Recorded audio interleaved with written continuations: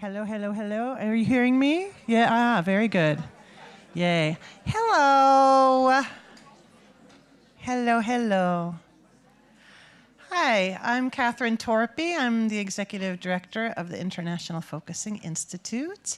And welcome to our international panel for the Sensing Forward conference here in Vienna.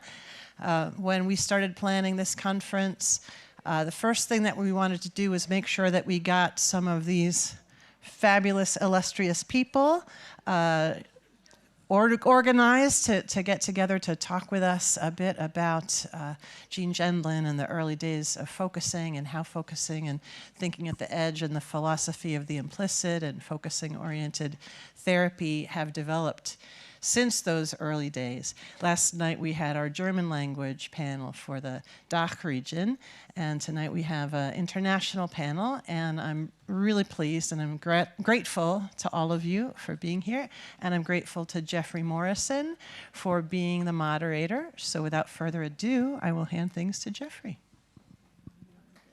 Thank you.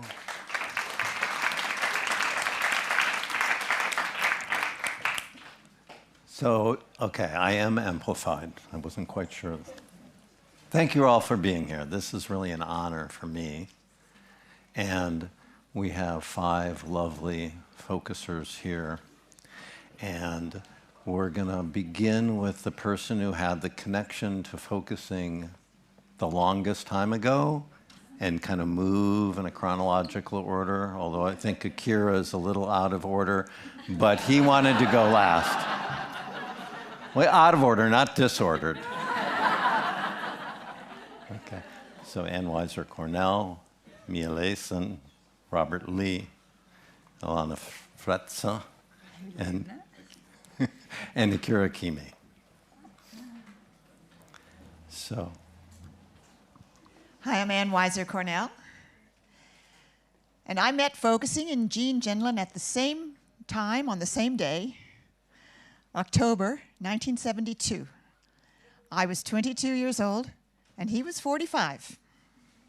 And I was a student, a graduate student in linguistics at the University of Chicago. And my friends told me, several friends from different parts of my life said, something interesting is going on Sunday nights at the community church. Shall we go check it out?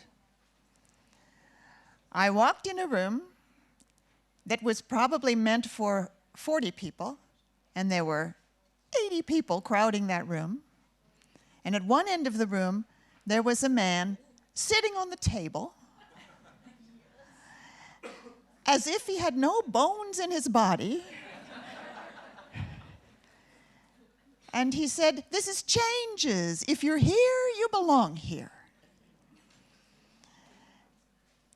It was called Changes after the expression we had in the 70s, "I'm going through changes."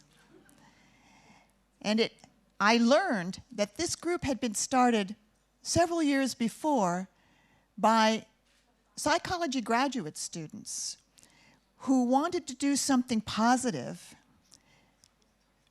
in the face of the social turmoil in the United States at that time.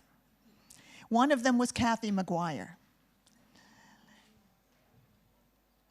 And so they asked Jean Gendlin to come teach them the skills they would need to create a crisis hotline for people who needed anything to call on the phone and get help. So he showed up and started to teach them how to do focusing and listening. And those Sunday night meetings began to be a community in themselves.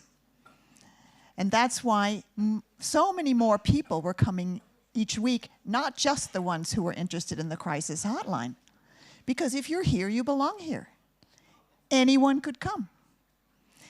And the evening was structured with a little talk by Jean, a little focusing instruction, and then a time when anybody could stand up and say something they needed or wanted. And then a socializing period where you could go up to people who said things they needed or had to offer. And then small groups that could be by any interest, like dreams or something about feelings about the war. And there was a new people's group. So if somebody was there the first time, they'd go to the new people's group. Well, that first night, I remember, Jean guided the group through focusing. And it wasn't 6 steps. It was a very odd protocol that he developed to take clients through. And it was something like, pick a problem that bothers you and let an aspect of the problem emerge. And even though we had our eyes closed, I don't recall any mention of the body. Oh, we did go inside. Whatever he was doing, I could not do it at all. And I looked around to see whether, yes, but they all looked like they were getting something. Some of them were even crying. Well, I might have gone home that night, but in the small group section later that night, Les Brunswick, my first listening teacher, taught a group on empathic reflecting. And I liked it. I liked doing it. I liked receiving it. And I was actually kind of good at it. So I went back the next week, and the next, and the next. Now, one thing I want to say about the movement of focusing into the world, because this was 1972, there was no book yet. We were centered on peer community support. It was all about focusing partnership. In fact, very quickly, I acquired 4 focusing partners, and each of those was an hour each. So 8 hours a week I was doing focusing, which was really great because I was procrastinating on writing my doctoral dissertation. So one thing I think is important about the history of focusing is that it has always had a key component of peer support and peer practice. And a couple of years later, Jean's book came out, and I was one of the people he invited to help him teach the workshops that people were starting to ask him to teach. So every 2 months, he would teach a 2-day beginning workshop. And he would guide the group through focusing, and then he would say, now go with my nice assistants, and they'll help you really have an experience. Well, that was nice of him to say, but he didn't train us how to do that. And so when we were with these nice people one-to-one, we would basically just do whatever he'd done with the group. But people talked back to us.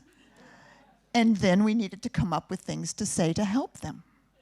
And I started looking at my fellow assistants and saying, what are you doing when you're with people? And we started meeting with each other to talk about what we were doing.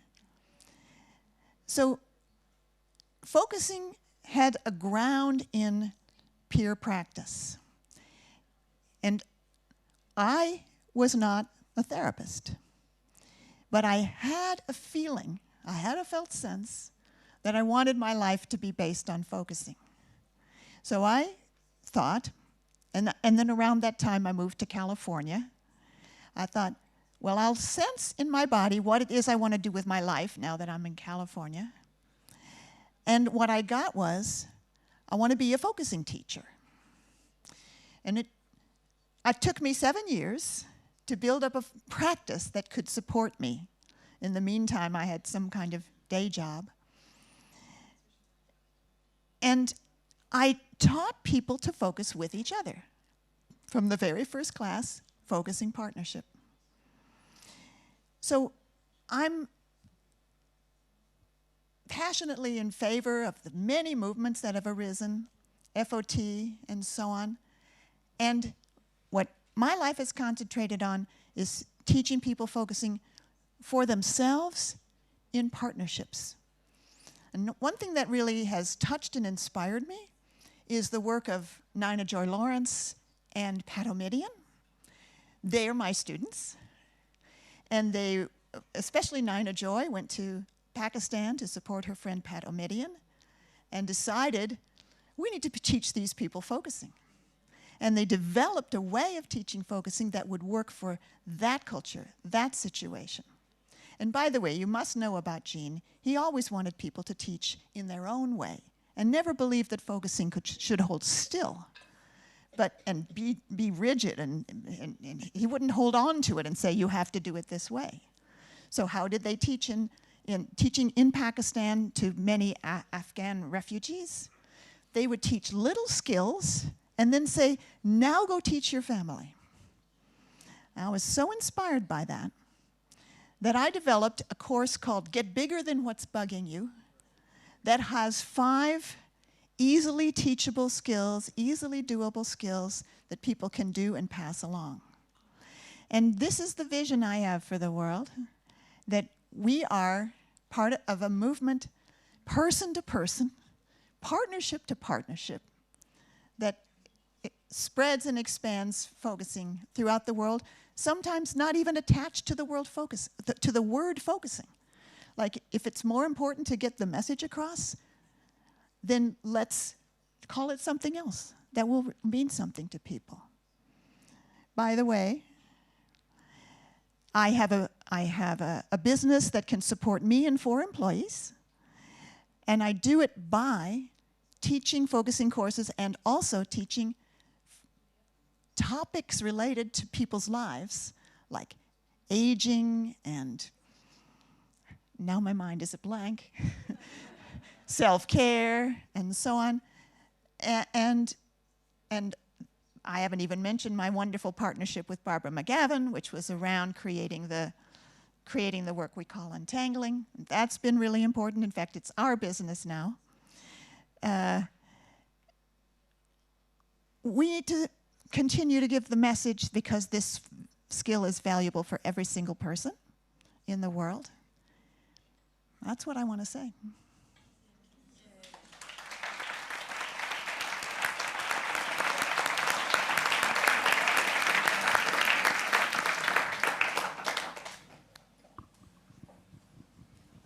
Yeah. Do you want them to pause a little bit? Are you ready? One suggestion was to just have a little pause between each person, to just take in what Anne said and sit with that for maybe half a minute.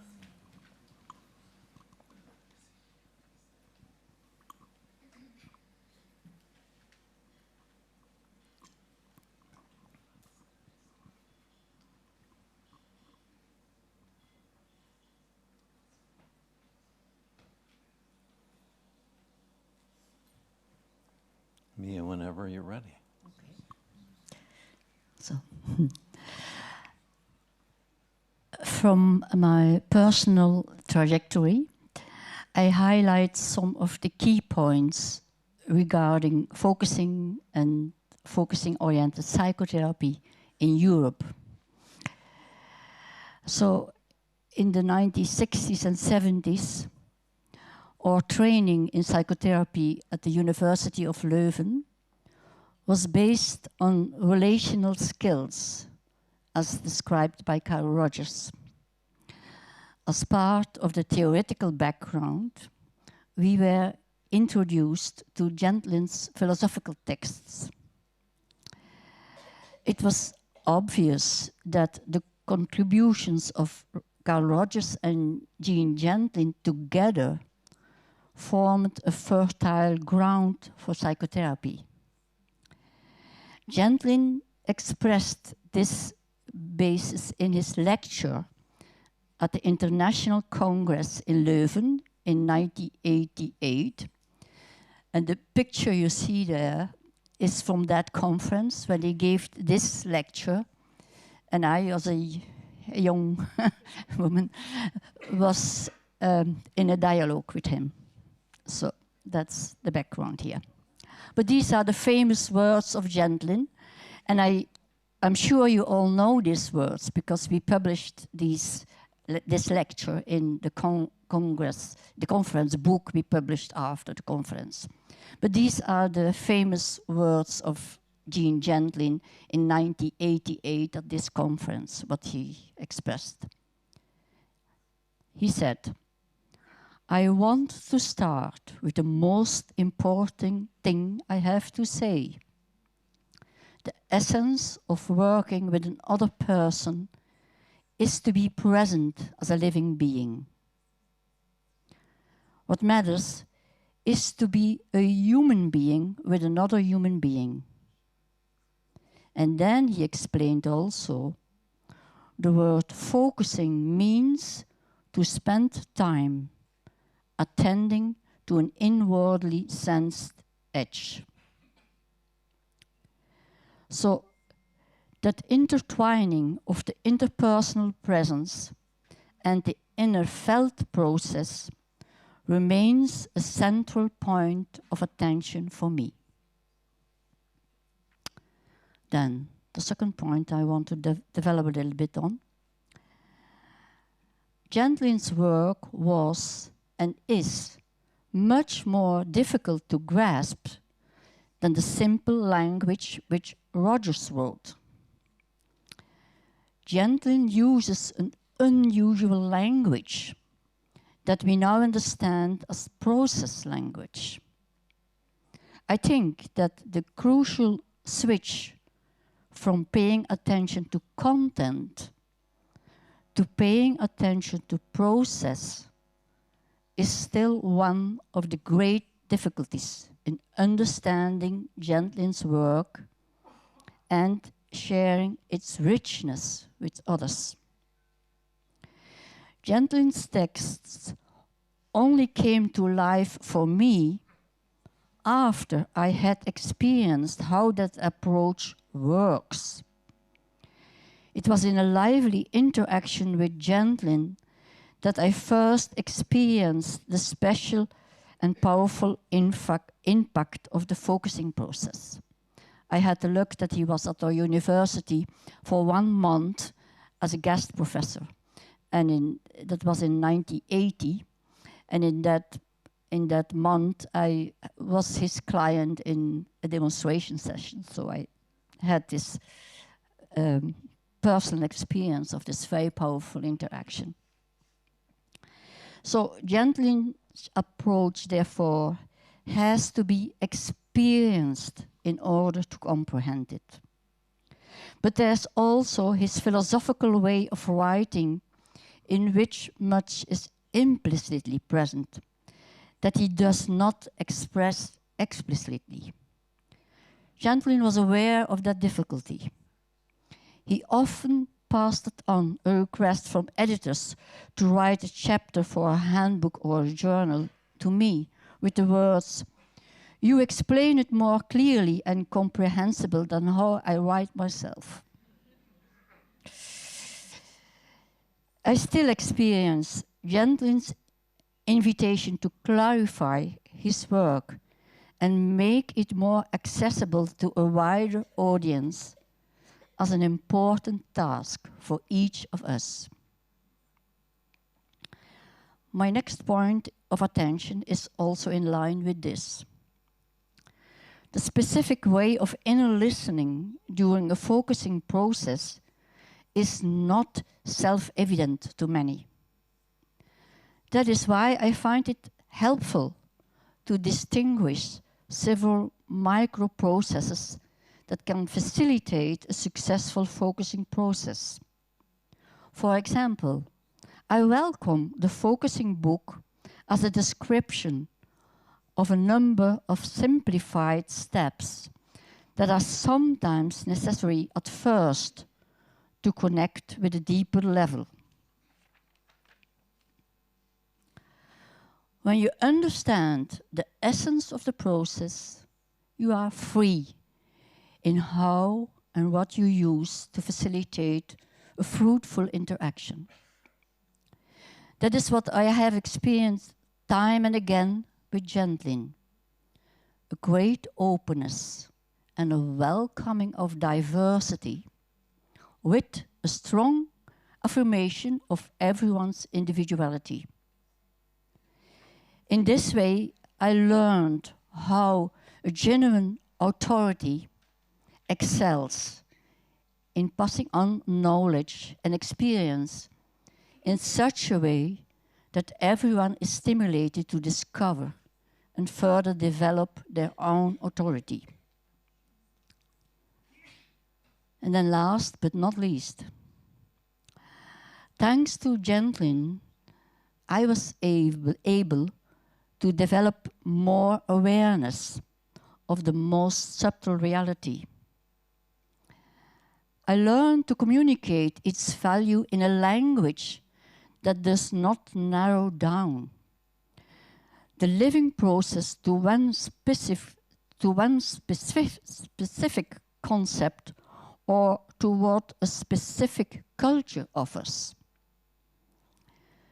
Gentlin was restrained in his articulation of the universal, self-transcending layer in human experience. And he was extremely reluctant to let his own socio-cultural situation or something from his own spiritual roads to leak into his writing. He speaks and writes about life energy and living forward energy that permeates the universe, nature, everything and everyone. He chooses words to leave room to discover the self-transcending dimension in personally lived experiences. And for each individual to name or express them according to what resonates deeply in their own organism. In this way, from my own bodily felt experiences, it became clear that there are no separations in the experience itself, that duality is a mental construct. From attentive openness, I discovered tangible presence, guidance and direction in living forward, and how that results in experiences of wholeness and unity. More than ever, we need to strengthen and extend our ability to respond to destruction, fear, conflicts, into the wider world. From the pure qualities of being present, as Gentlin has taught us, the experience of meaning can be restored, not only individually, but also collectively. Thank you for bringing so much of your attention.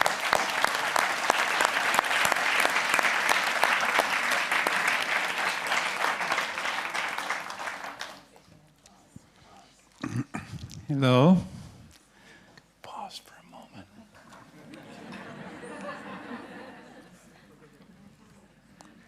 Just to take a moment.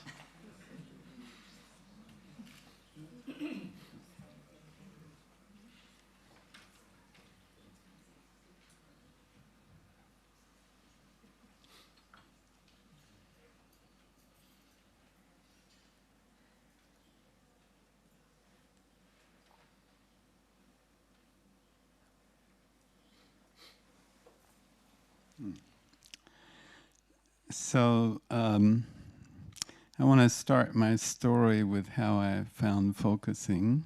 I wasn't looking for it.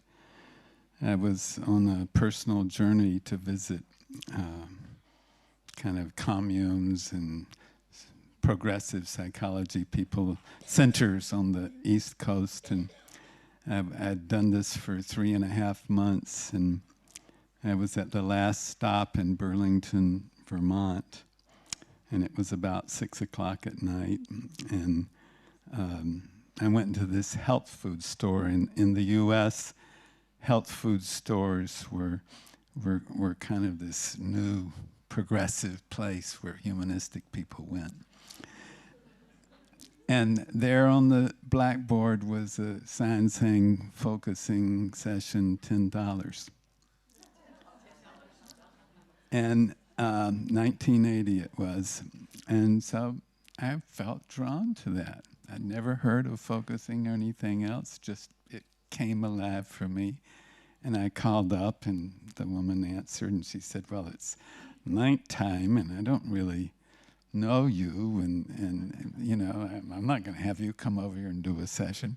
I said, makes sense. And I said, but I heard this thing lately that any few people are connected by a train of 3 or 4 other people. And if we could find that little train between us, then we could trust each other, and you could show me focusing. And it took us about 2 minutes, believe it or not. 2 minutes to find a train of 2 or 3 people connect. I went over, and she showed me focusing. And I say this because really,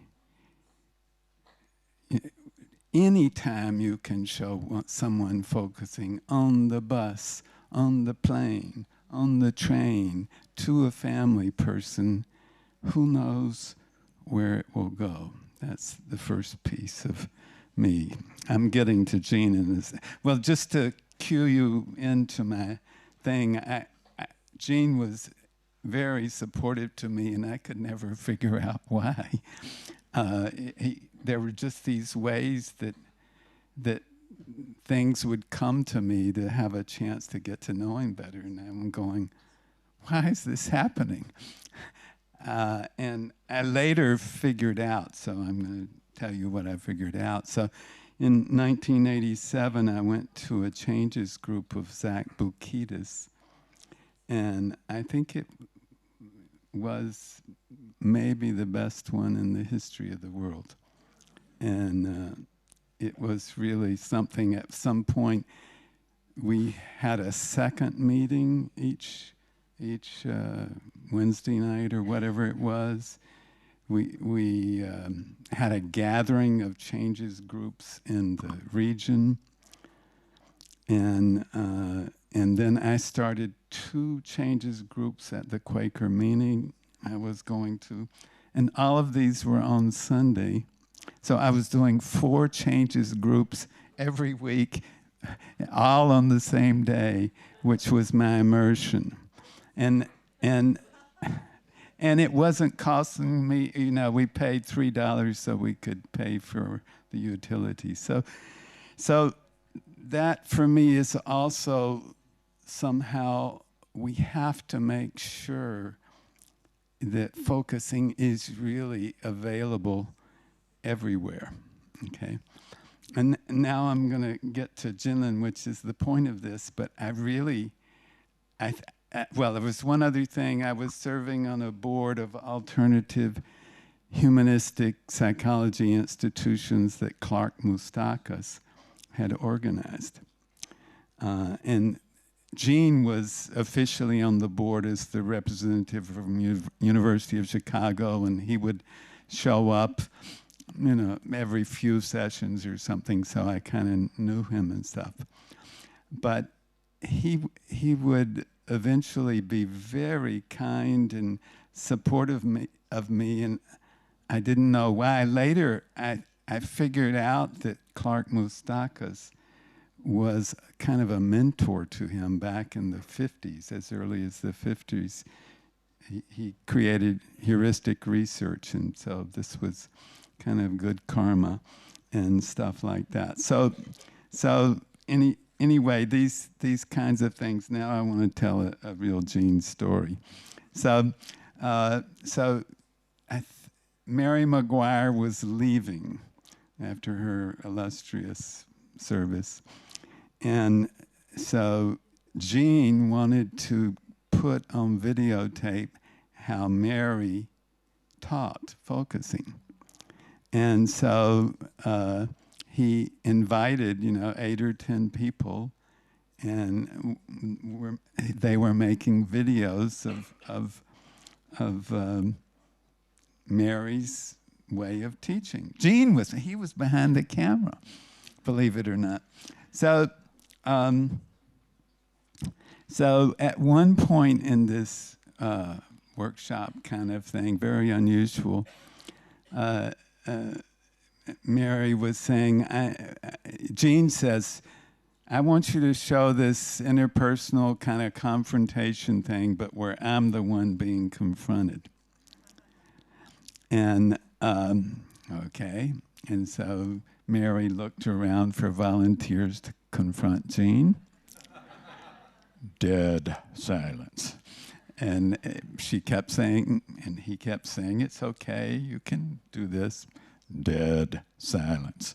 No one wanted to confront. So we were going along. It was beginning to be 3 or 4 minutes. People were sweating. And I suddenly had an idea. And I raised my hand. I think I have something. Oh, yes. They said, tell us what. And I said, well, Jean, you don't know this, but you're kind of a mentor figure for me. And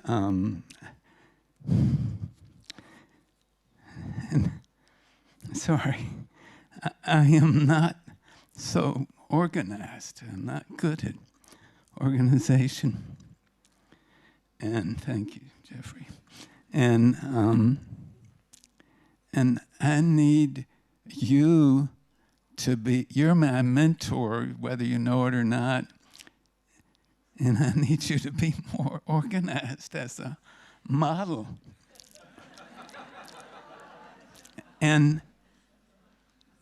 there was this silence in the room, and one person started giggling, and the next person started laughing. I didn't know what was going on, and the whole room just started laughing and laughing and laughing. And what I didn't know was being organized and things like this were challenges for him in some ways, and it was very touching. And a few years later, at an international conference, he came to me and he said, "How am I doing?"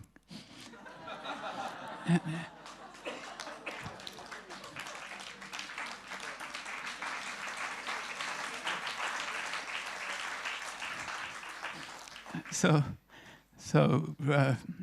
thank you. So, anyway, he was incredibly supportive of me. I think from Mustakas and from Bukitas, he had people that he talked to. He just would find a few people and be talking. And that's how he would know what was happening in the movement. So, I think that's my time. So, thanks.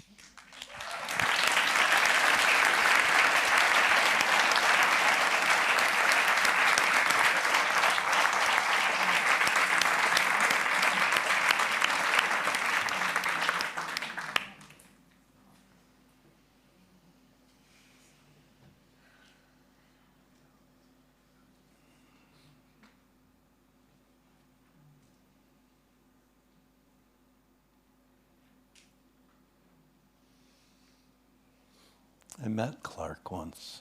Came to Seattle University. My turn? Your turn, dear. Okay, I'm Elena Frezza from Argentina, and I'm so happy to have made it to this wonderful conference representing all of South America. We're a lot there now. And, I just have to stop a minute, if you don't mind, because I was touched very much by Robert, whom I met many, many years ago, and we shared a lot of lovely experiences. And our lives, too, secrets.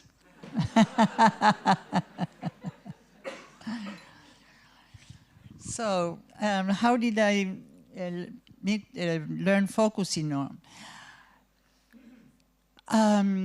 Well, talking about body, it was my body who brought me to focusing. I was in a lot of pain for many years, chronic pain, and I was looking for all kind of ways to understand human suffering.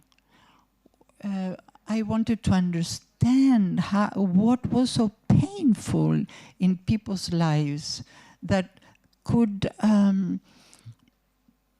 do to the body or so much pain. And so I was a counselor trained on the person-centered approach. I was running an institution of counseling and humanistic psychology, the first one in Argentina, with other 3 partners.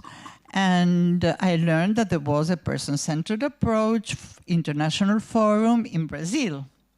So there I went to meet all the international family. And as I was looking for the workshops, I saw one who said, unwiser focusing. Oh, that drew me. Something in me said, you have to be here. And so I went to that workshop, and after the wonderful work of my dearest soul teacher and sister. Pardon? Yes, because as I speak a few languages, I was translating a few workshops. And my experience was so deep, so unknown. I found a place at which I never thought it would exist in me, and I think I cried for hours. And after that, the following day, I was painless, nothing hurting me.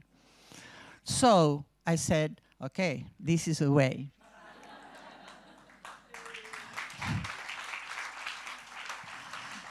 And so my journey started there. I went to Omega Institute, where Anne was teaching the first and second level. I would tape. This is, the international was in 1989. And so I went to Anne's. I would tape the classes. There was nothing, internet, nothing at all. I would tape the classes in a small tape recorder. I would come to Argentina and tape them, translate it into Spanish, and I made some booklets out of them because I wanted to teach it. So as I went, I learned the first and second level. Then to the counseling, all the counselors were studying counseling, and the ones who already were graduated, and the person-centered group where I belonged. We weren't those many in those days. I started teaching the first level, the second level, and then I finally go to meet this wonderful man. You know, that man that I thought it was like God I was going to meet. Oh my God, I was so nervous in 1990, a week long in Chicago.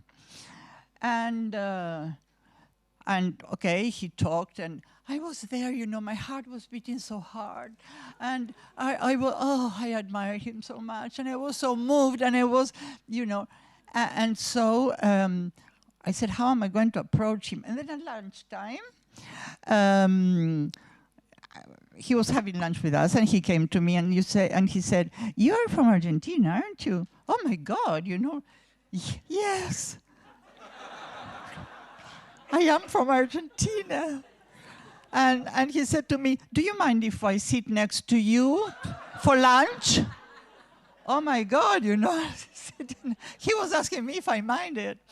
Anyway, so he told me about the choice they had as a family when they had to run away from Vienna, that they were thinking of going or to the States or to Argentina, because in Argentina he had an aunt, and this aunt had sent them a picture of the whole family around a table, lunch table. And he felt so much warmth from that picture of a family, warmth, that he would have liked to come to Argentina. That's why we really had a very strong bond from that day on.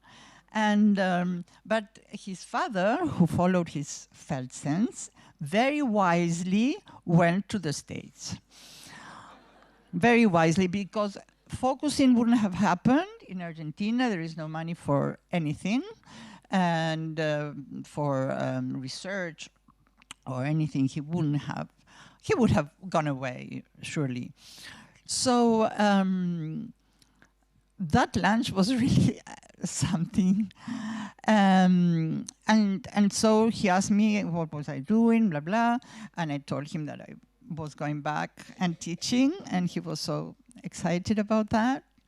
And after that, I went to all the international that you can imagine. I think Dieter 4 times to Germany, to the Black Forest. And I followed Anne everywhere, and even Mary Maguire and Janet Klein. I would go wherever with them. Once they invited me to go to Brazil, and the working place was in the jungle. And it was so cold, we were freezing with a little stove they had given me, us. And they had a room sharing. But I was sleeping in a whole big room with all bunk beds. Women and men, we were all there. And it was such a lot of fun. It was great. Brazilians are fantastic focusing. They are wonderful because we had dancing, and you know how they dance and all that music. And it was very funny because before going to bed, as they have a lot of sense of humor, they would say, we each put in a little box our sexual parts and leave them out of the room. Because we were all sleeping together. Well, and okay, time went on, and in one week long, again in Chicago, there was a coordinators meeting, and Jean said, "Why aren't you coming?" I said, "Well, I'm not a coordinator." And he said to me, "From now on, you're a coordinator. Come to the room." That's how I became a coordinator.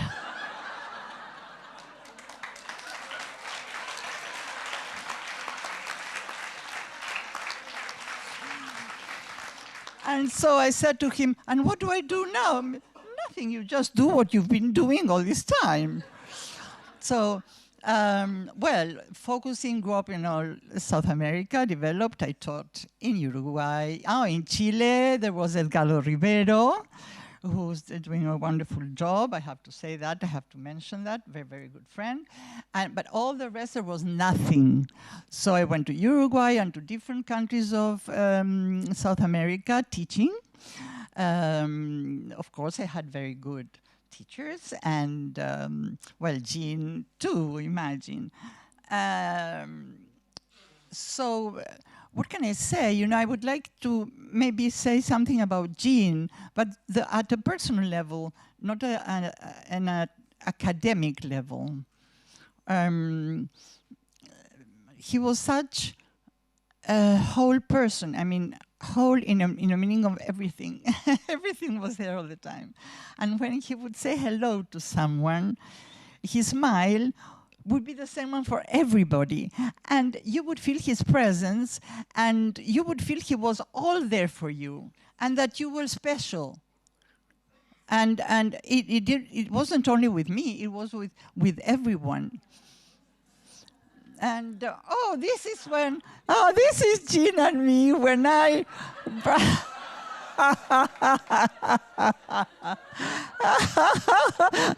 You see how he was?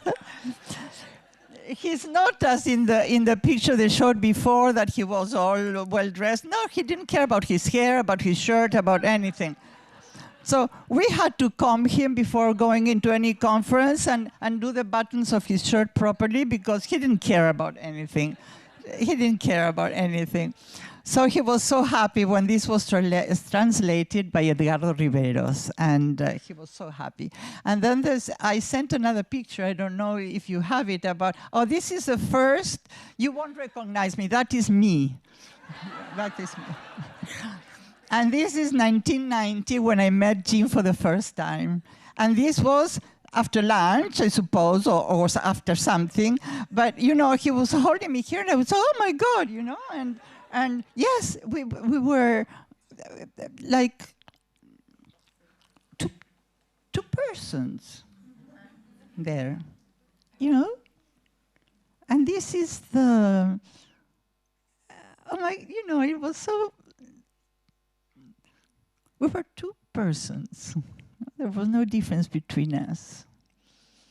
And that I will worship for the rest of my life.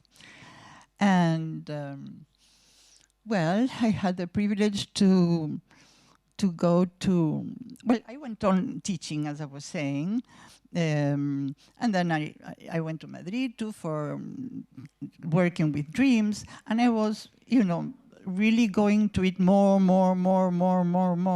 And in Argentina, we developed a big community, and well, you see, look, the blonde one there is Anne. That blonde girl, you see? 1989. 1989. And that one who stands on her left with black hair is me. Okay? So this is the first, this is when I met Anne, and this is where focusing started for me and all South America. And so this is a magical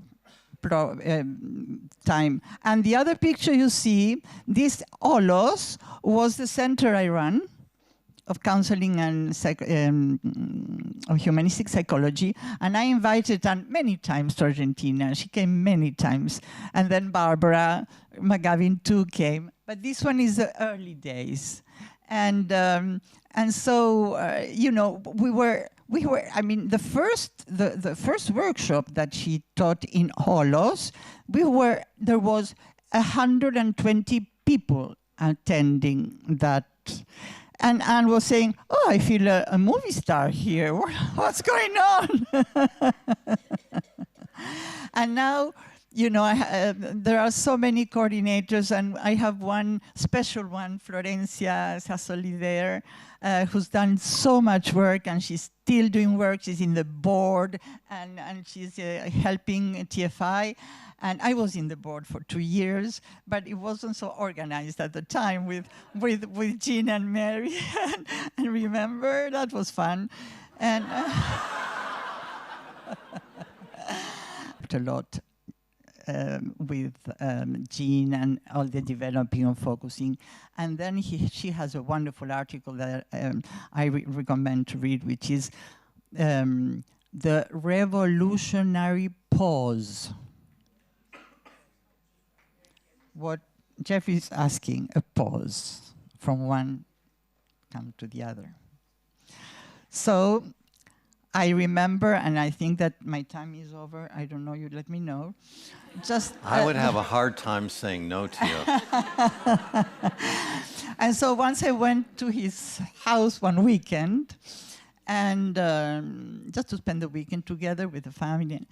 And so I went in, oh my God, you know, the floor was full of papers everywhere. He had a lot of papers here that he had written. He had a lot of papers there that he has written. And I said, oh my God, Jean, how do you understand all this? Oh, well, he said, I come and write here, and when I get bored, then I go there. Now, there's a problem afterwards, that I don't know how to put these two together. He was so funny. As a picture, he was all, you know. And so after we spoke, he said, okay, I'm going to have a cigarette. Let's go outside in the porch. So we went to the porch, and we went on talking. And at one point, he turned towards me as if, you know, he would turn towards me, or if I was there. He got, you know, comfortably in his chair, where he put always, remember, Anne, 2 or 3 pillows. And he looked at me, something changed, and he said, okay, now we know about each other. Tell me, Elena, how do you feel inside?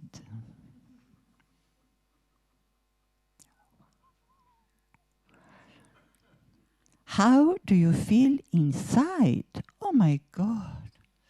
You know, everything changed in 1 second. And that invitation, which seems so simple, it turns around and it takes to a different world. A world for me unknown before, but you know, I'm always filled with felt senses everywhere, so it's very easy for me to go in.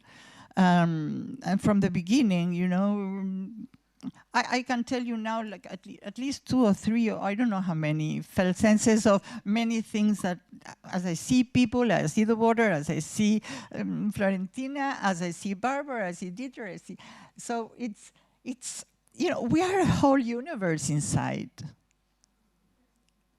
And so I always think that when I'm listening to someone and something really meaningful happens and that person says, this was it. Or, you know, a word comes out and it has a lot of meaning for that person. I always say that God is present. Always. Thank the presence of God, or however you want to call it. Because there's something of a different spiritual level going on when we listen to someone or we are listened to from focusing.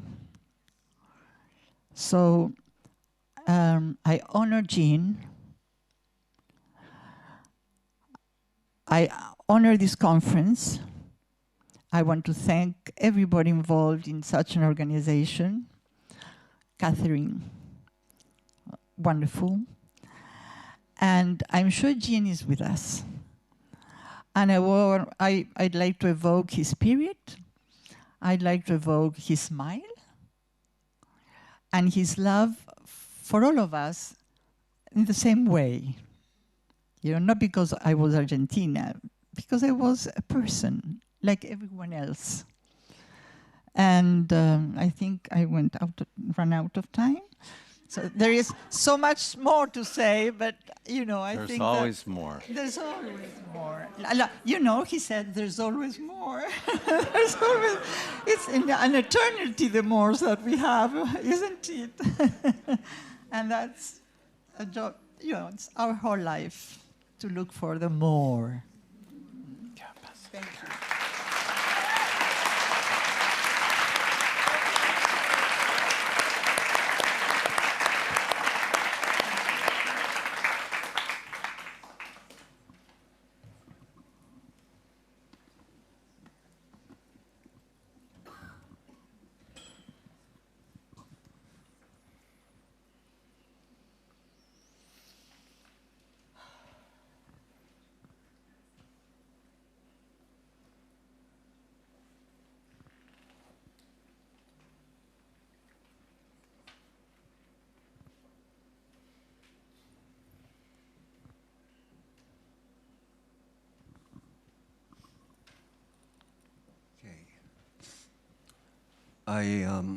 I asked Jeffrey that I would like to talk in the end.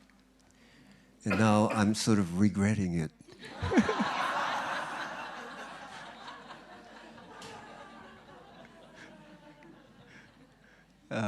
You know, talking after Elena is a very difficult thing.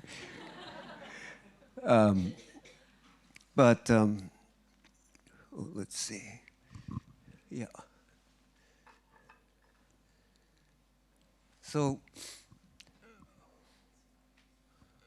I first met Jean Genlin in 1978, I think. That's a long time ago. At the time, I was an undergraduate student in Boston, disenchanted in psychology. But then I found philosophy. And so I was double major in philosophy, psychology and philosophy. And I asked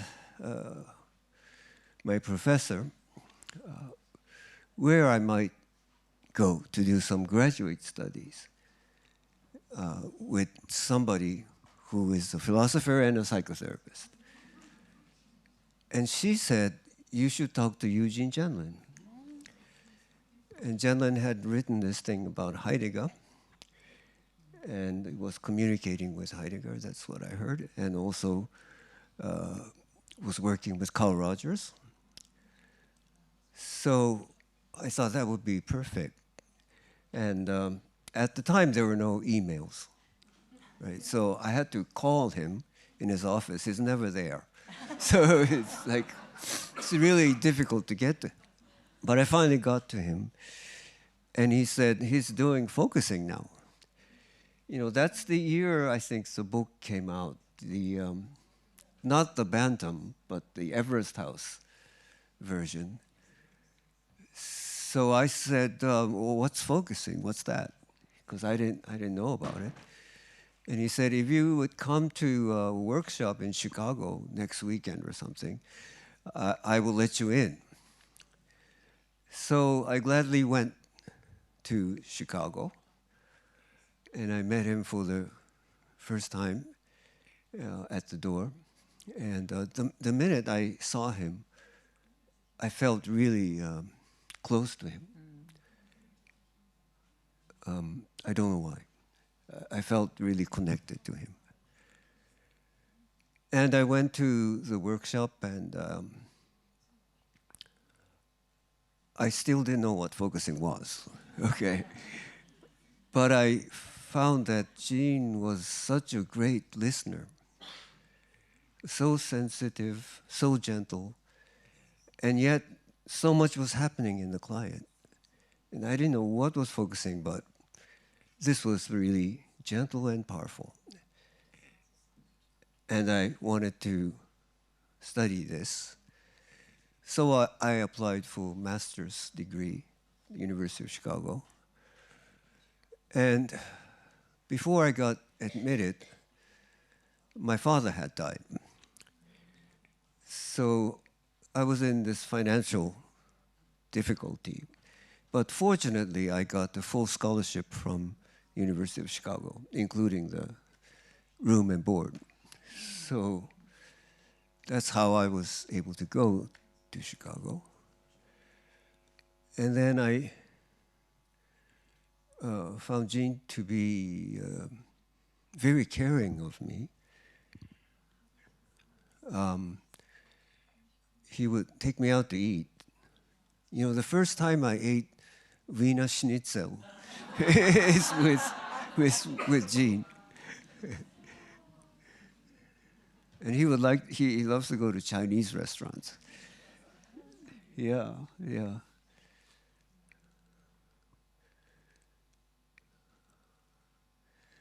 And then he used to love Japanese tea. And he liked Japan a lot. When I met him, it was the time he came back from his first visit to Japan. And it had quite an impact on him. He said he kept dreaming, in his dream, his mother was living in Japan. And this dream continued for 6 months. So something there, I also felt this connection. And he tried to persuade me to go to doctoral studies in philosophy.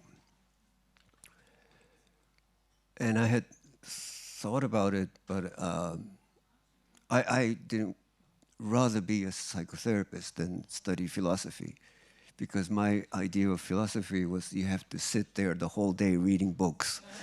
And so that could be boring. I like to be talking to people. Also, my father had died, so I was worried about my mother and so forth. So I couldn't. And then I thought of Gene as like a very caring father.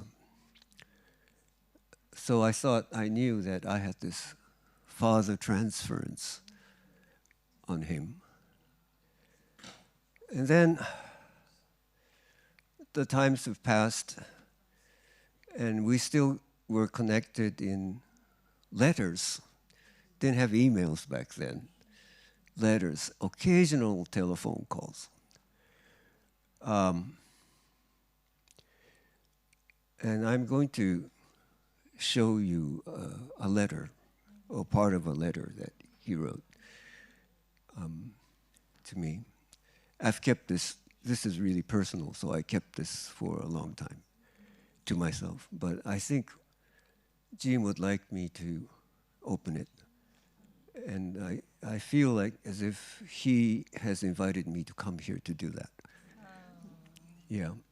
So this was a letter that was written in 1995, January 17th, 1995. There was a great earthquake. We call it the Great Hanshin Earthquake in the city I lived. 6,300 people died in this one morning. No buildings were standing. Even the highways had collapsed. They were like great walls. And all these little bridges have fallen, so you really could not get out of your neighborhood. And you hear people, voices from under the ground. Oh no. You know, of course we had no electricity. Came back quite fast, but we had no gas or water, so no hot water and no food, and I kept writing to him. The postal service still operated. These guys I really admire. They would, yeah. And he wrote back. Then I wrote back again, and he wrote back again. So that's the letter, the second letter after the earthquake. Wait a minute, where is it? Oh, here it is. So do you see it? It's the University of Chicago letterhead. And he says, all week I waited for a peaceful time to answer your deep and tearing cry from the calamity. There is no peaceful time just now. Each day, something else. So I have to write quickly before you might think I didn't receive you and what happened so terribly. I'm happy that you knew that we are connected and that it is very right to pour this out to me. I've been very connected to you quietly. An extra son I didn't deserve. Sort of, perhaps. So reading this in the midst of the earthquake was like a lifeline, you know, actually.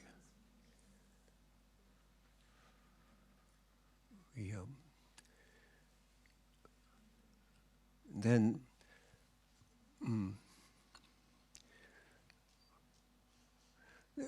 there was this connection. So I find out when I saw this letter that this was not a father transference. This is both ways, right? So I had been wrong about father transference, right? So, oh, we are really connected, not just transference. And this connection seemed to be like more than two persons. Seems like there was more to this. And pretty soon, you know, Jerry, Gene's son, who was here, days ago. He married a Japanese person, right? And he was thinking about living in Japan. So Jean called me and said, "Can you try to find a job for him, Jerry?" But I knew nothing of political science, so that's Jerry's thing, so it didn't happen. But what was all this connection, you know? And I talked to him for the first time 3 days ago. And when he looked at me, he said, "So you're my brother from another mother." Because my father has been talking about you all the time. And finally got to see you. So I don't know what it is, but there definitely is this connection that I felt with him. So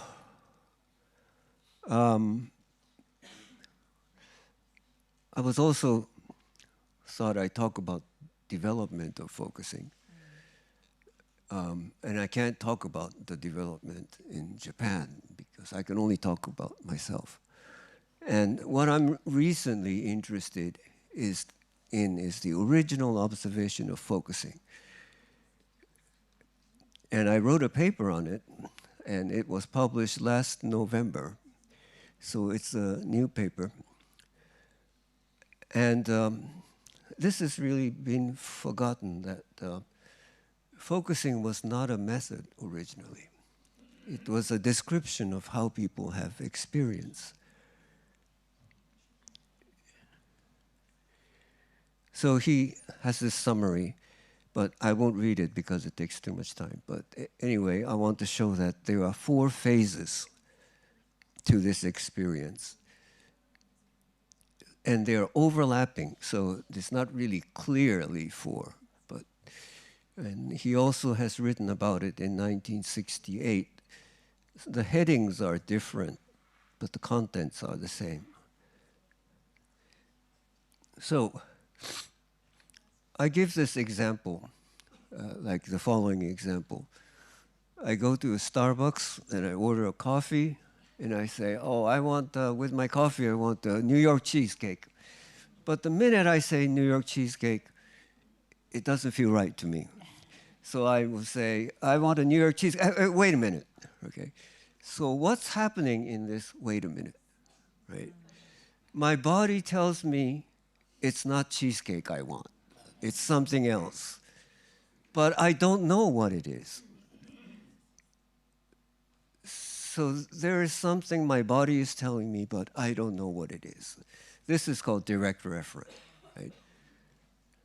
And then he says, as you attend to the direct reference, there will be a felt shift. This is an interesting description because he says the felt shift precedes the explication. So it precedes saying things.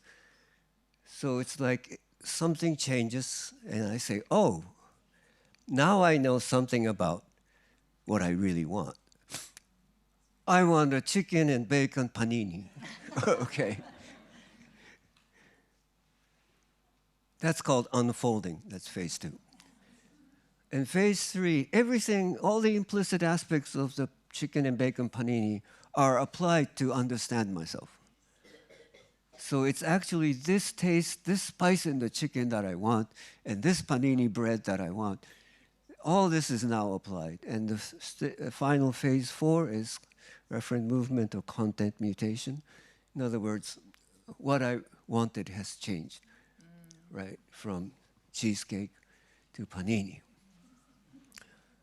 Now, this is like, so what to most people? They would say, "I just changed my mind." You know, I just wanted cheesecake, but I changed my mind, I want panini. What's the big deal, right? But that's the big deal, right? Because what's happening in your experience when you changed your mind? And Jean was really precise to notice that. So what's happening in that moment of silence? Right. So when we attend to people who are talking, what's happening in the moment of silence? That's what we need to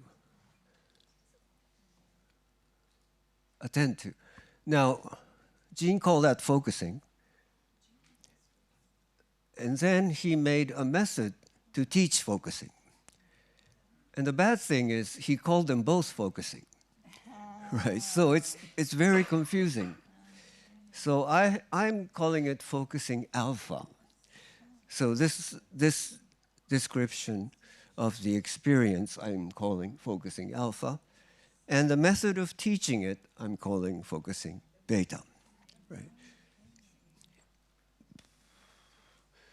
And then, so now I'm trying to make my own brand of focusing. I'm called it I-focusing.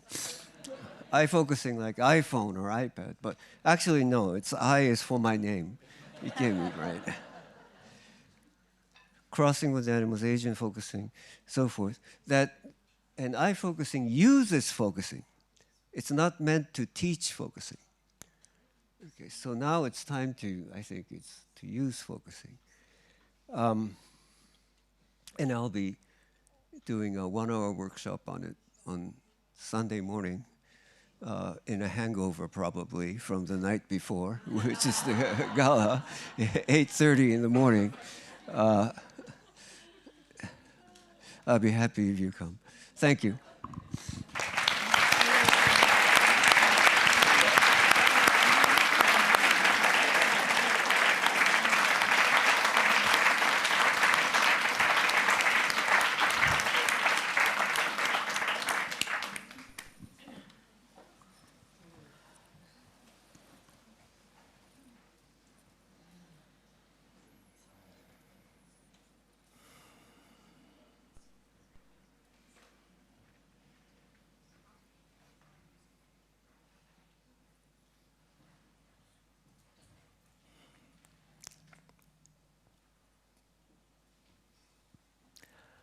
I'm curious what each of you or all of you would like to ask each other or share or expand on, have a conversation about.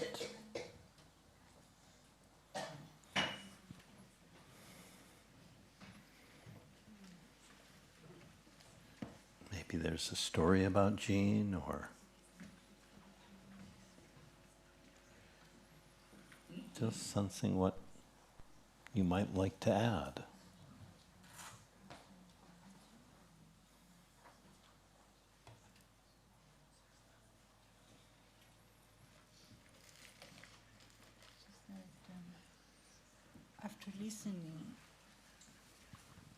After listening to all of you, I find it hard at the moment to add anything. I'm too touched. Mm-hmm. So, thank you. Yeah. Let's just sit for a moment until there's something to be said or asked.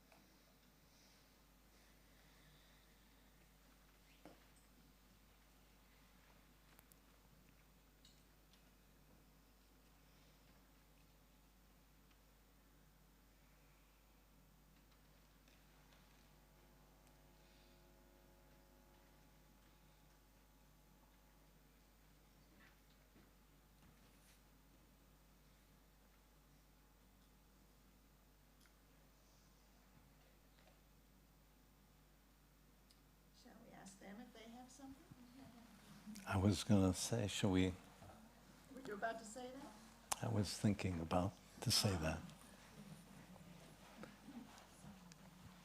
So, perhaps it's time to hear your questions, that you can, and just make it clear if you're asking a particular person or just the whole panel. And Agathi, if you could, there's a microphone right on the chair there. Just make sure that it's active, working there. I think it is. Who? The silence felt wonderful. Is it? Oh, it's on. Yes. I will repeat. I just wanted to say that the silence felt wonderful after what you all said. Thank you.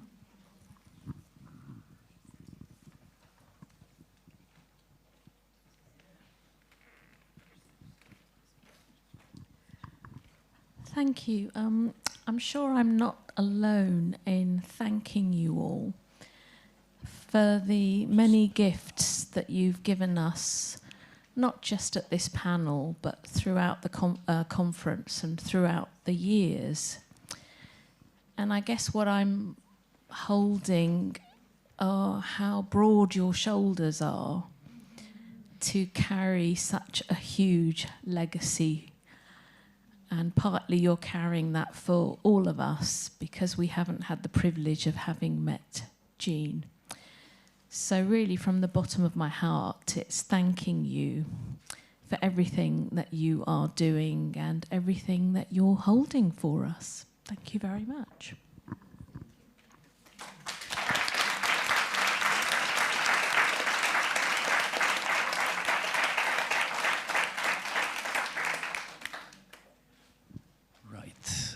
So the title of this conference is Sensing Forward. And then this panel is about the history. So what comes to me is this curiosity. What is important about the history that you would include in Sensing Forward for the focusing community?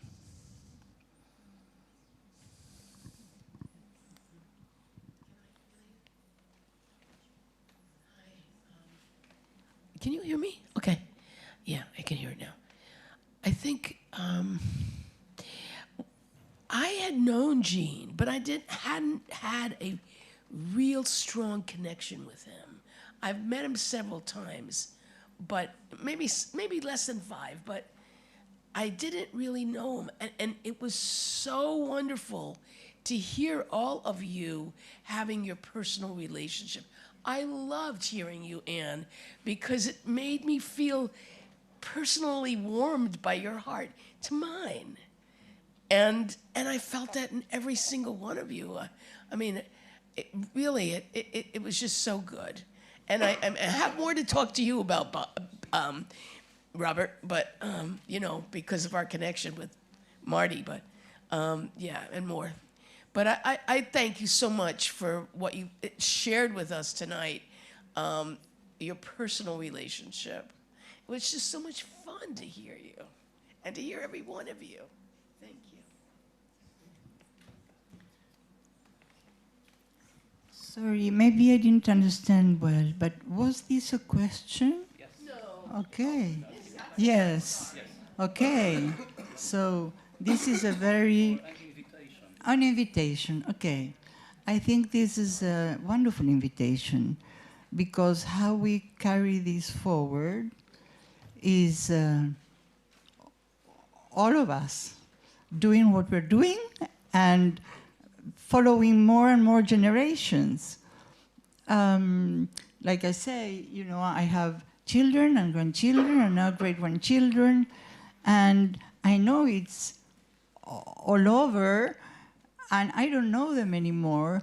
And each person that you've trained or that you know or that you don't know but it's been trained by someone else is carrying forward this legacy. I don't know, this is what I feel at the moment, like carrying forward. And maybe I would ask you, how do you feel about yourself and your community carrying forward?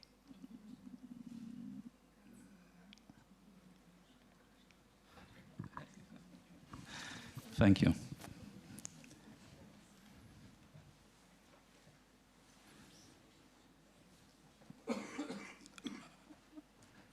I am new to this international community, meaning this is my first conference.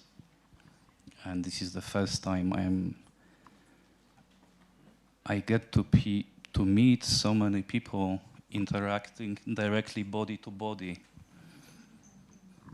Because I learned focusing online. Okay, so it all feels very fresh and new. And I personally feel that I belong and I feel hopeful, and I'm celebrating that we have space for diversity of approaches. I love this community, and I love you.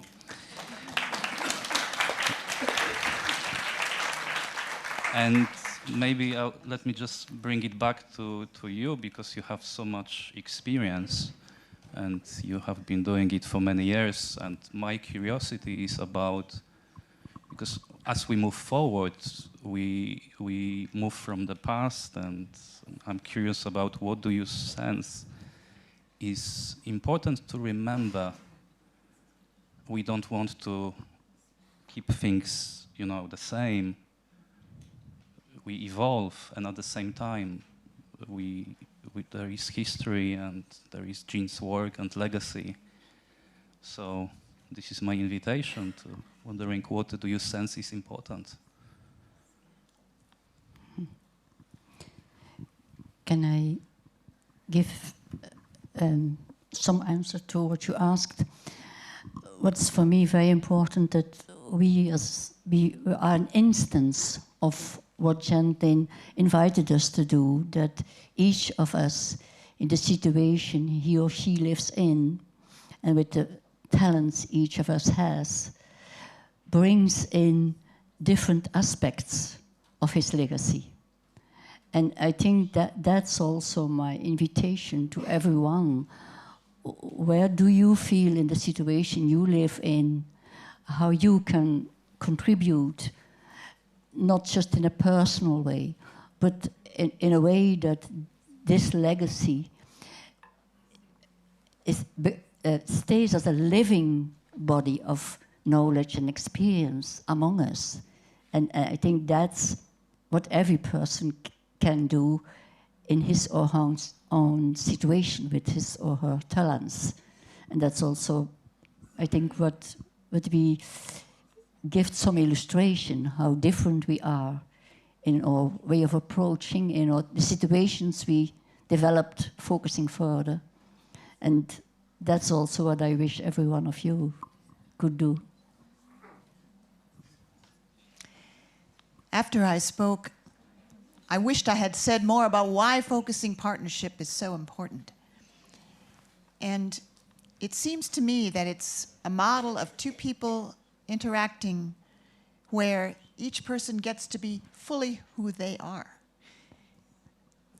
respected and allowed to roll out. This is a revolutionary relationship.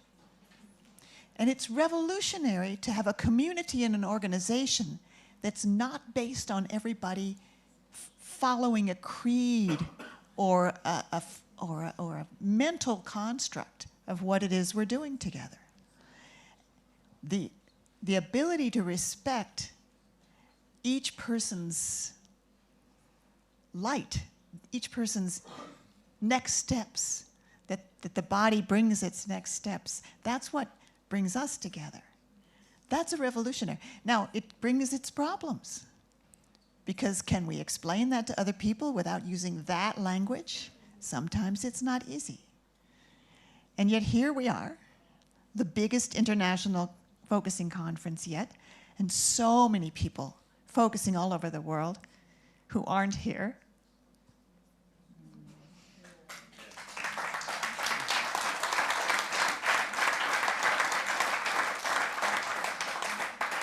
And this is what carries forward, is this honoring of the individual knowing in an interconnected network that in which we're also more than.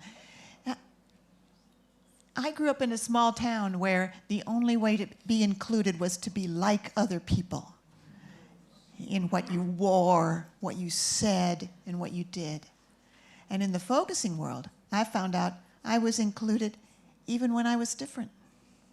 And that each person's difference was part of our connection with each other. That's how I see us moving forward from here.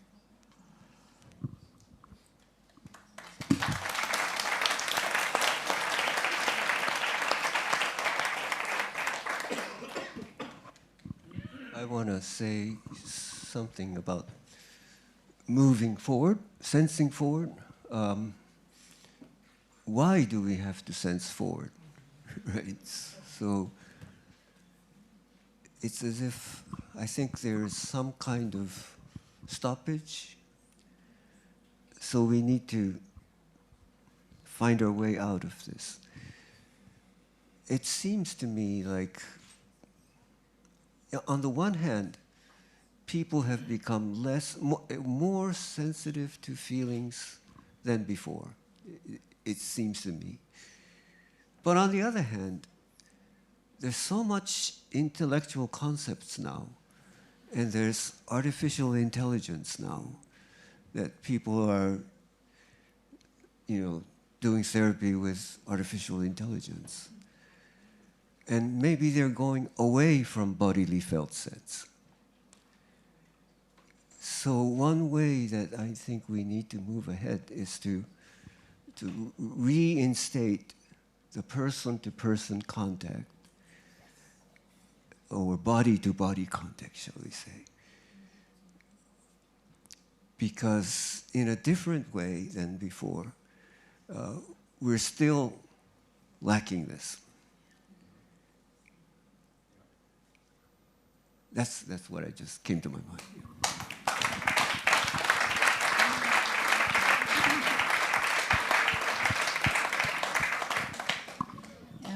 Taking your words of a stoppage, it really resonates with me. And I wonder if I will be very practical now, maybe change a little bit from the atmosphere we were having. But we need, to my way of thinking about the future. As we all spoke, we spoke of not internet, we spoke about letters, we spoke about phone calls, and I was wondering, the new ones, all of you, when you will tell your story, you will talk about internet, you will talk about WhatsApp, you will talk about artificial intelligence, you will talk about completely other tools that what we had to develop focusing. So, I feel we need to get into that world. We need urgently to get into that world. How? I don't know, without losing the essence. But we need to be there. We need to be there. That's where the world is moving. That's where the new is happening. We can like it or not. But the new is happening in that dimension now. And we can't look away from it. We can't come to our past.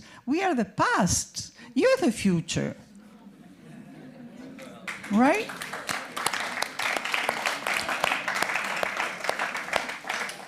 And so, for example, I like to guided meditations. I go to Google and I put guided meditations, and I see mindfulness meditation, blah blah meditation, blue blue meditation, and focusing meditations, or focusing introducing, like an introduce pardon? Yeah, just, you know, the centering, the invitation. The invitation only focusing knows how to do. And it's just a meditation. You are not doing anything intrusive to anyone if you have a meditation in Google. So this is what I strongly feel. I very strongly feel we need to get into that world. I don't understand it. I don't understand it. I always need to ask my grandchild or my son. And it's so hard for me to fill up a thing, and then you put your telephone number, it says it's wrong, but it's the right one. No, it's wrong. So you write it again, and it says it's wrong. And you say, well, what? You know, what do they want? I mean, what the hell? How do I do this? And, well, this is what I wanted to transmit. It came from my gut.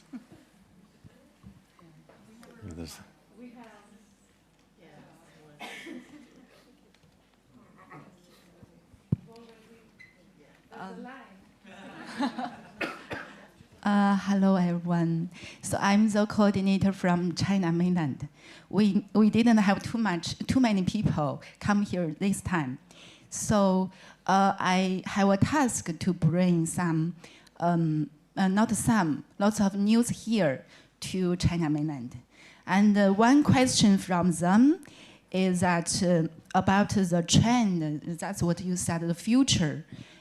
What do you think about the future for focusing, especially for me? I'm quite new, even though I learned for 10 years, but still quite new for us. For example, you can see my glass. It's AI glasses. It can translate directly. Yeah. So, for example, maybe someday we can do this focusing together with AI glasses, something like that. But from China mainland, we want to know about the trend for this focusing development in the future. Maybe not so recent future, something like that. That's the question. Thank you.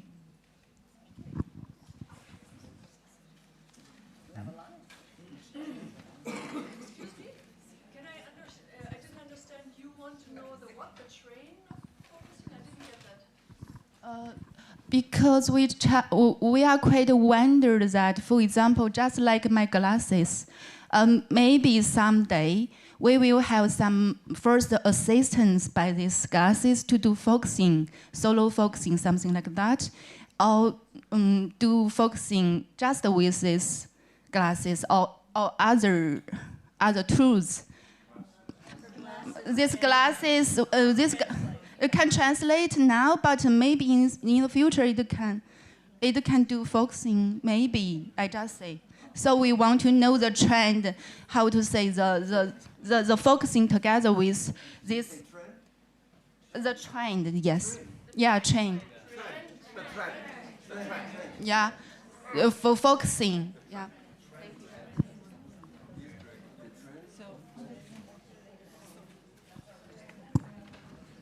Thank you.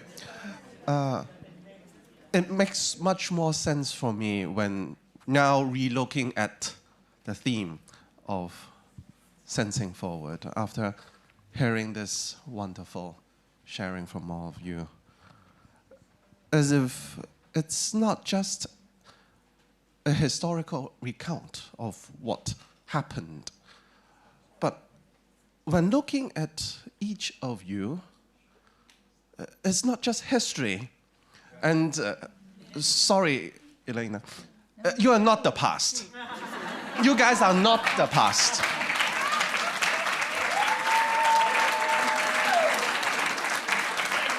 you guys are the link that helps us to link with the legacy of Jean to us now.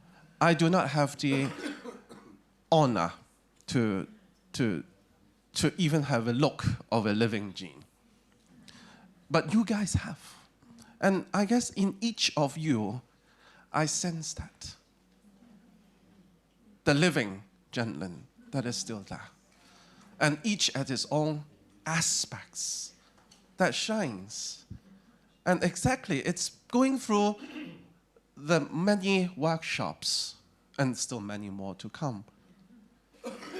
I see the living, the life of focusing. It's not a stagnant theme, it's not a doctrine that everybody has to follow, especially like, and you just said. It's something that is living, something that is flourishing with various aspects. And when I'm looking back at Sensing Forward, it's really doing it together. Thank you very much. Thank you.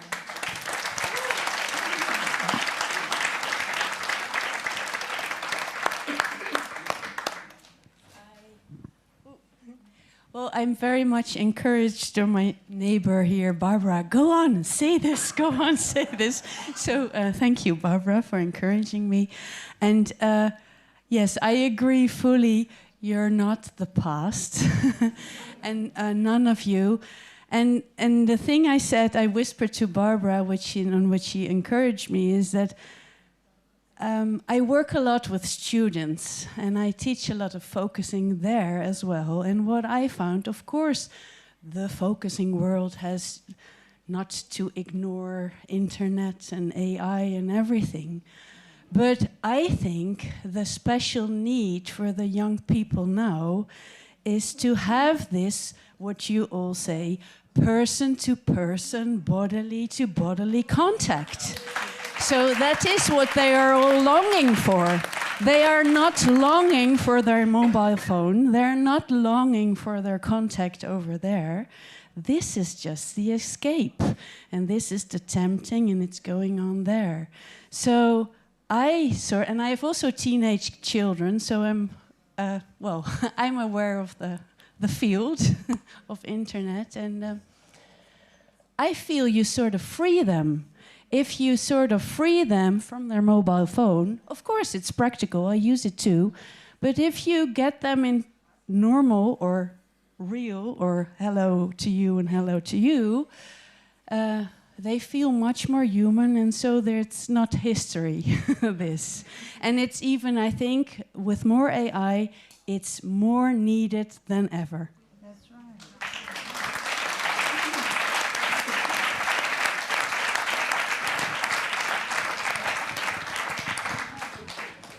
We had a similar discussion yesterday with the German panel, and I also asked a similar question, where we go forward, which direction, and I was not really happy on the answer. And later in the evening I asked Dieter Müller, I don't know whether he's here, and his answer was for me perfect, because he said, yes, we will be there, we will support you, but you have to tell us what kind of support you need.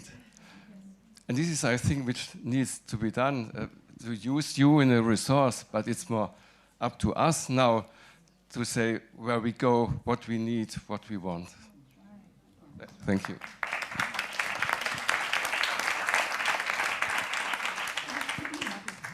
Yeah, I just want to say my feeling is, and actually I heard Robert say something about God before, something about the Spirit coming and talking. I learned focusing.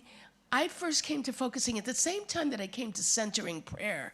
I don't know how many people know about it, but it is extremely deep monastic and putting yourself in the arms of love. And I think for me, it is the heart that's there. It is the heart that we connected to, you guys connected to with Jean. And I don't think the heart, I don't know how, I think the task maybe is to bring the heart to AI or to bring the heart to the internet, because I don't even know if that's possible, but maybe some of these people that are younger know it, and it's just the heart that's in focusing. I really want to spread the heart, and my whole purpose right now is to spread focusing. Thank you.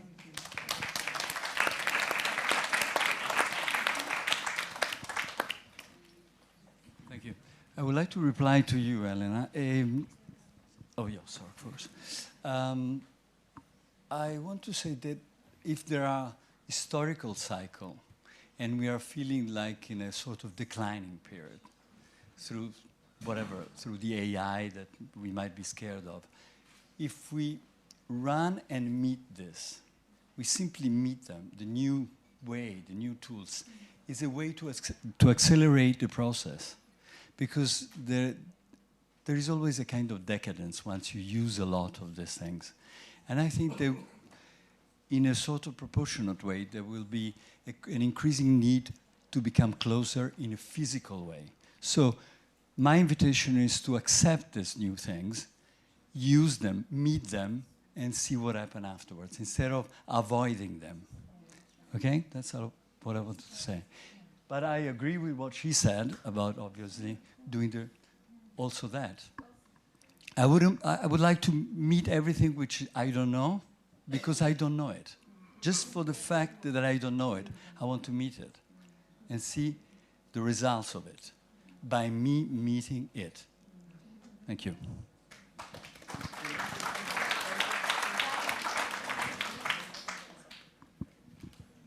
I'm noticing the trend in younger people, in Japan at least, that they prefer to meet the AI and prefer to talk to the AI, because meeting a living human being and talking about your troubles to a living human being is really dangerous, they feel.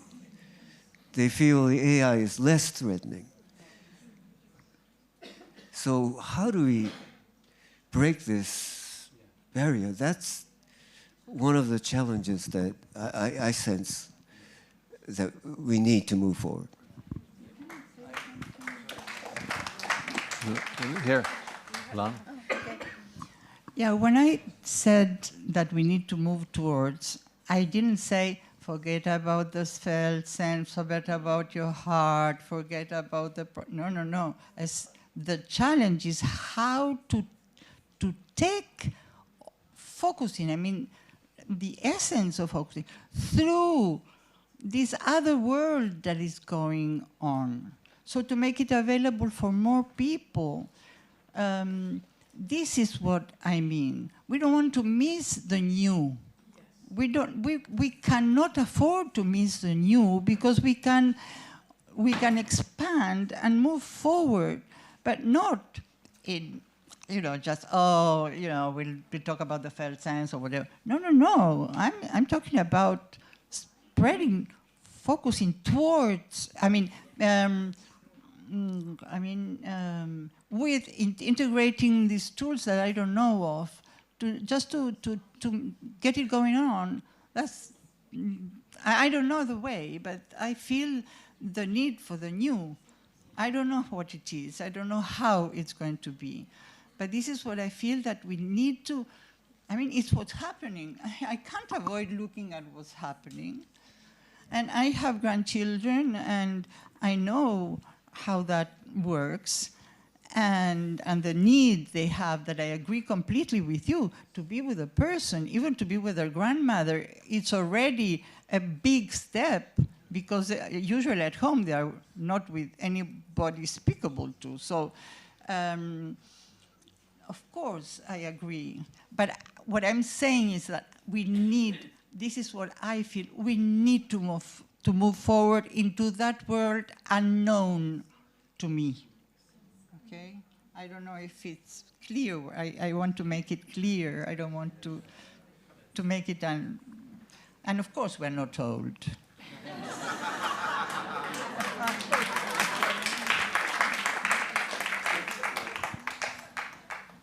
I'm so happy to hear that you're not old. My name's Carolyn, and I am taking in everything in the felt sense, the implicit, and the field that's here with us. And also this, I don't know, the unknown. And as I say that, the reason I put my hand up to say something is that what's touched in me is that it's already coming forward. It already is here because we're here. There are people here who have learned focusing online. And as working with the body and rehabilitation, there are people that are seeking in our generations, all from baby right through. We have this suffering, we have this way of being, and the I don't know. And it is coming forward, and I don't know how it's going to either.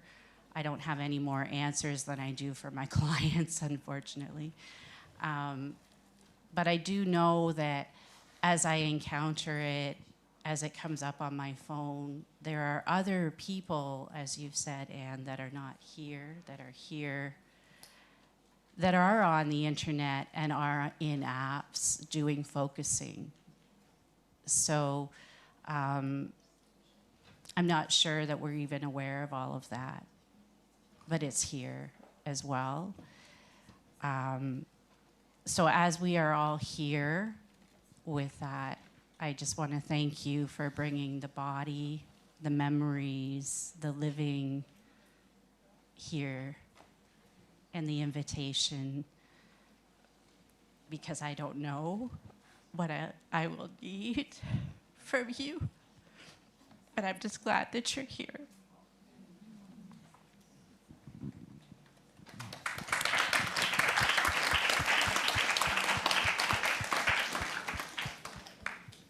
Kathy? Okay, I'm Helene. And I just want to say, let's not get so scared about the only place young people meet is AI. I mean, I'm old and I use AI, by the way. It's not very difficult. And I think I've taught the AI about what the felt sense is. But, you know, kids still go to school. There are still bulletin boards. You saw it on a bulletin board. You saw it on a bulletin board. I saw it at a massage workshop for couples in a case. We can leave books around. We can put things up on bulletin boards in college campuses, in graduate psychology departments, in, bulletin boards at, hybrid health food stores, at co-ops. And we don't have to be so afraid. Kids are still looking and seeking. And I mean, how do we know the times can't be a-changing right now? How do we know that they wouldn't go to a changes group? Let's not be afraid. They need contact. They're thirsty. That my kids are young adults. They need it, but of course they're afraid. If they know it's safe and that it's non-judgmental, because the world in social media is so judgmental, all the trolls, all the making fun. If it's really advertised as a safe place, no judgment, no intrusion, you get a place to speak and be heard, how do we know? Let's not put up a wall ourselves to what is possible, I'm saying.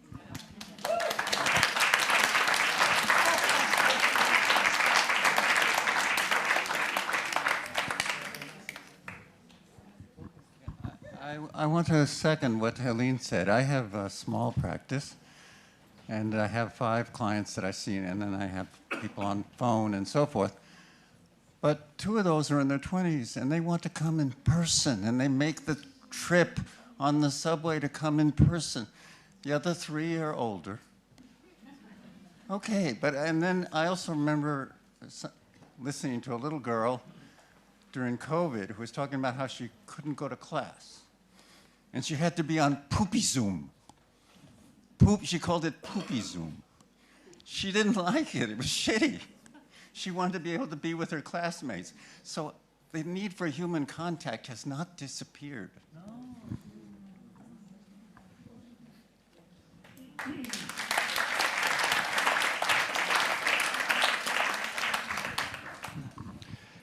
Just a second, coming back on AI, because I understand that it's really a major topic.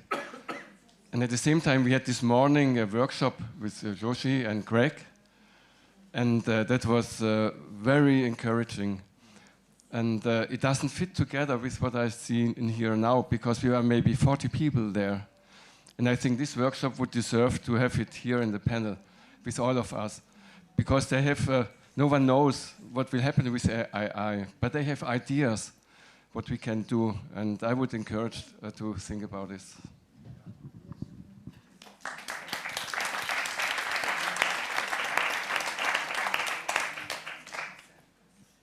So we have about 5 minutes. I just want to add one little thing. The other thing is young people are traveling like crazy all over the world. You know, there are these things called via tours. Why, you know, there's cooking tours, there's this and that. Why not have a focusing tour, right? Let's put it on there. They were like, what's that? You know, it's an interesting word, right?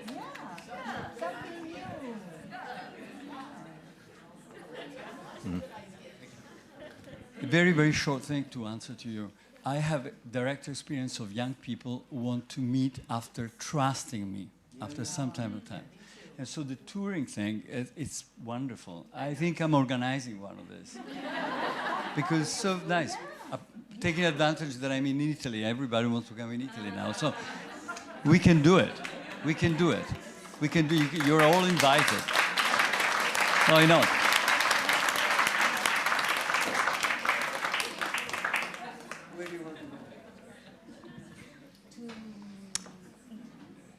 I just wanted to say that, I'll see if I can get it right.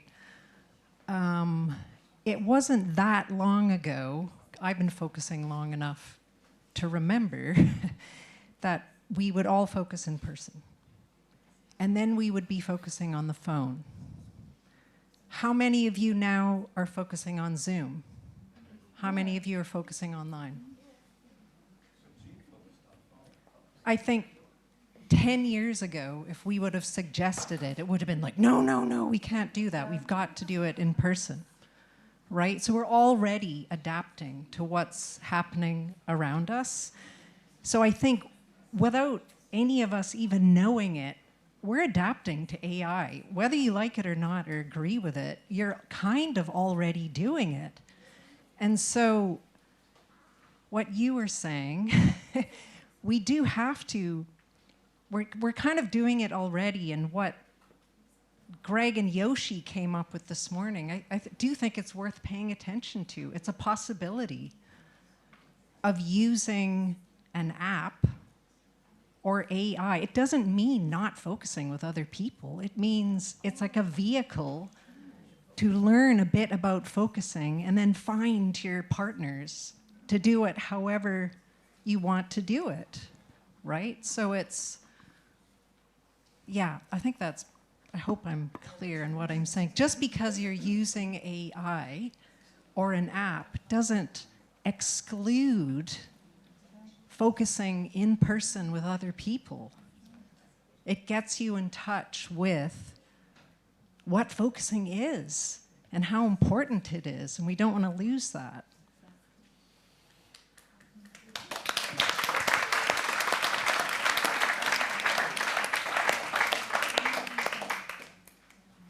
Maybe one more question.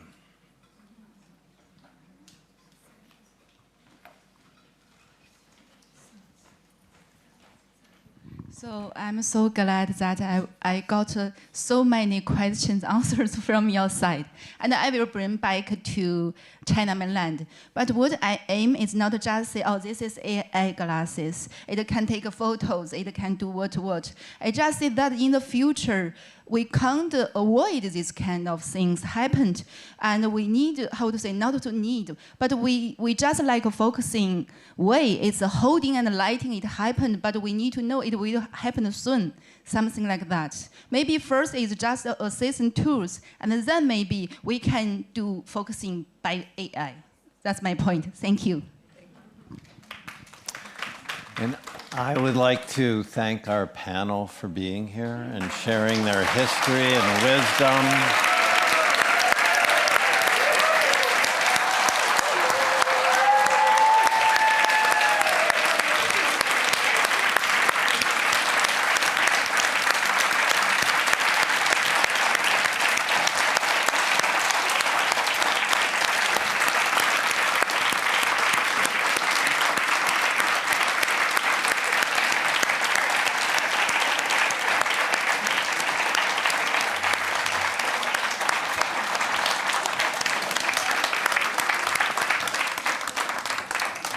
Thank you all.